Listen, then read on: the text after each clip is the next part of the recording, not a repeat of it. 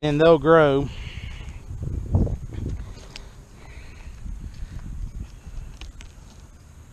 And this fabric, I just really like it. It helps to keep the weeds out. And in these little holes, you'll see me picking grass and stuff. It's not hard just to grab it and pull it out from around them. And it, like you saw in the, over there in the onions, the grass is just really growed up over there. And we just picked that a week ago. We went through there and hoed in between them, and then went back and hand picked everything from around them. So we're very happy with the fabric. So is this? That's a watermelon. That's a watermelon. Yep. Okay.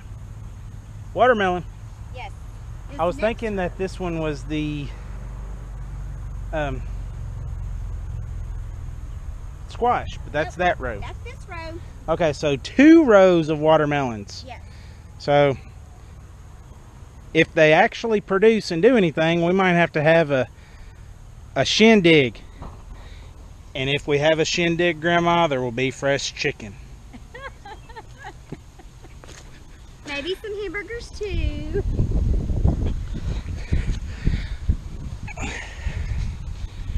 All right. This is a zucchini.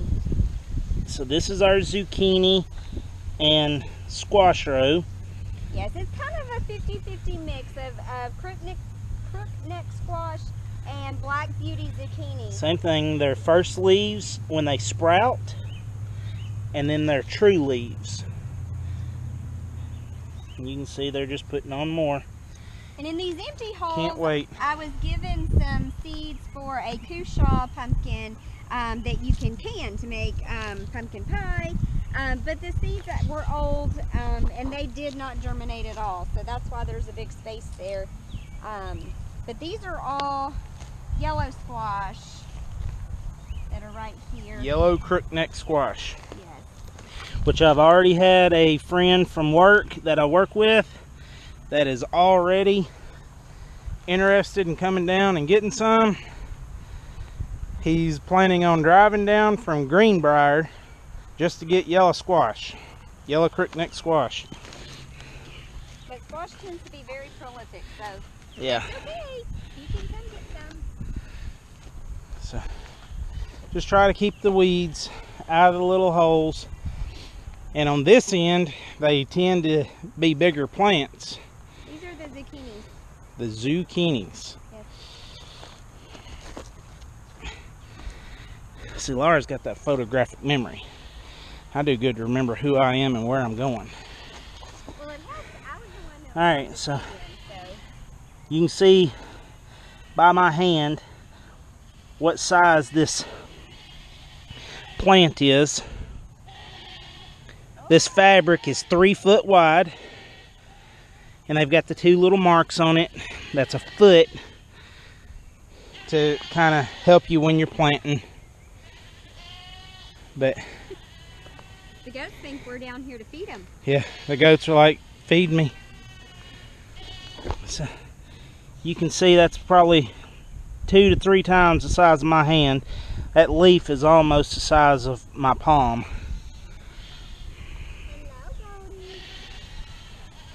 So now this is our okra row, and we did not put fabric down on it because the okra grows up about head high and is tall. So my thought is we won't put fabric down because it'll outgrow the weeds. But that's the reason there's weeds in here. And I did go through with a horseshoe hoe the other day and weeded this, but the weeds grow faster than anything. Now you can see that this leaf has been gnawed on. So yesterday Olivia and Laura were down here while Matthew and I went to Russell's to work on the hayfield. this leaf has been chewed on, and because of our honeybees, which are just right there, we can't use traditional pesticides like 7-Dust to keep the bugs off of the plants. So what we did find is Organicide, 3-in-1 Organicide, which is safe for honeybees. So Olivia and Laura we mixed some up and put that on these yesterday. I see an ant crawling on that one. Some of these may be because of that too. And what I'm probably going to do also is come down and spray some peppermint essential oils around it. That's supposed to kind of repel some of the ants. But we started with the Organicide first because we don't know exactly what is eating the leaf of the plant. So you can see my hand, about how tall they are. It's almost as tall as my hand. But they're kind of spaced. Yeah, not all of them came up. I thought that this might be one, but I'm not 100% sure. So I didn't rip it up, and time will tell if that's a weed or a plant. Because as you can see, some of these are still just little, just coming up. And I know one of these is a weed. I think the one on the right is a weed. But I'm going to let it get bigger so I can see which one to pick. So, but as you can see, these rows are about 85 feet long. So, see that ant? Get off there.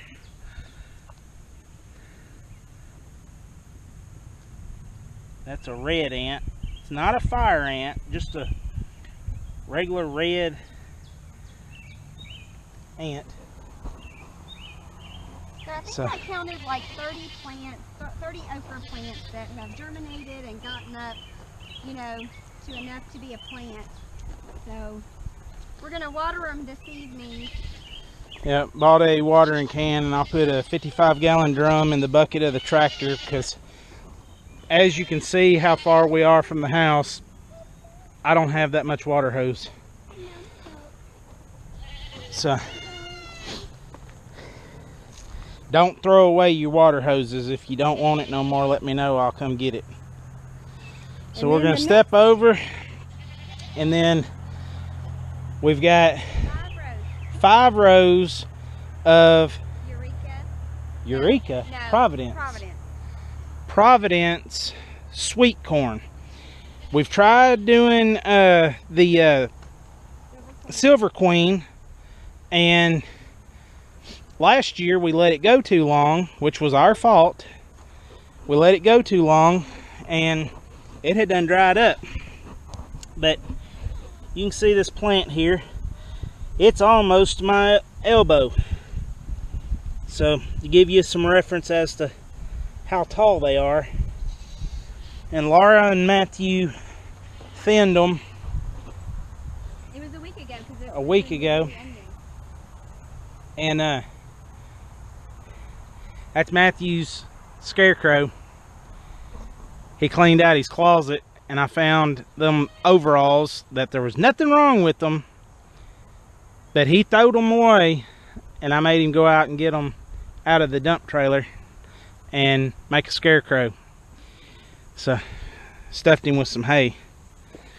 But as you can see, the weeds are starting to take hold, and we're hoping the corn will get on up and get up past the weeds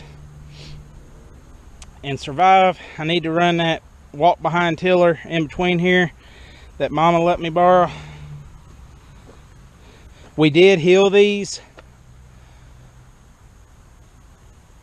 just to heal them up and see if that made it better. And then this is our new thing. So what this is an electric fence strobe light.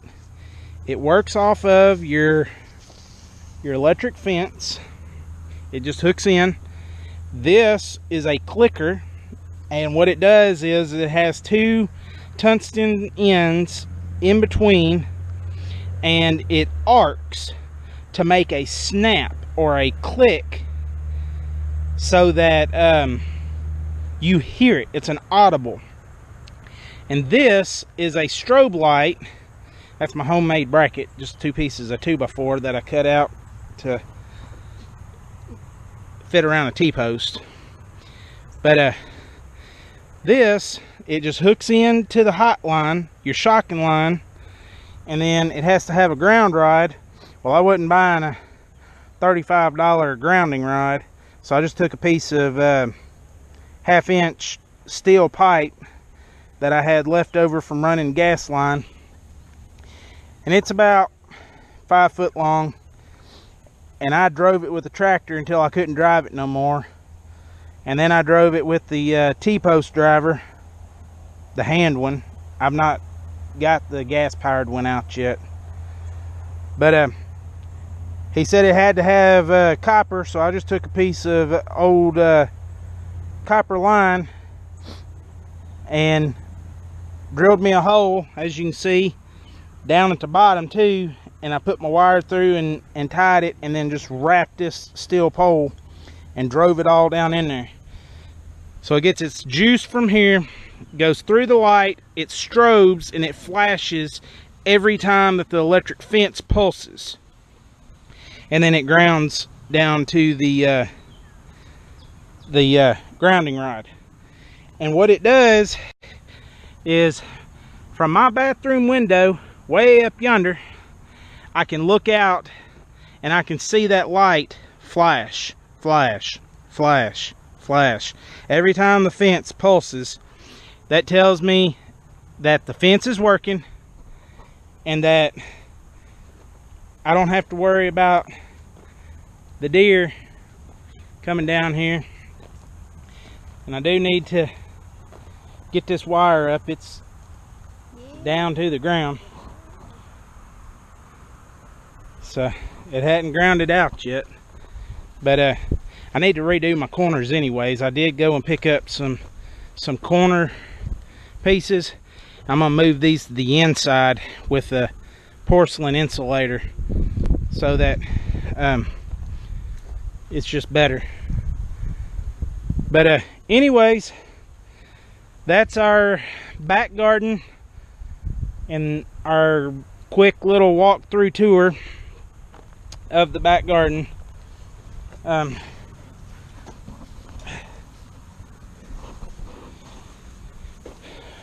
We're going to go up and try these ribs that we put on the grill today, but we just wanted to take a minute to try to show you the back garden, where we are on everything, real quick on the bees, and just keep y'all in touch with where we are and what we're doing.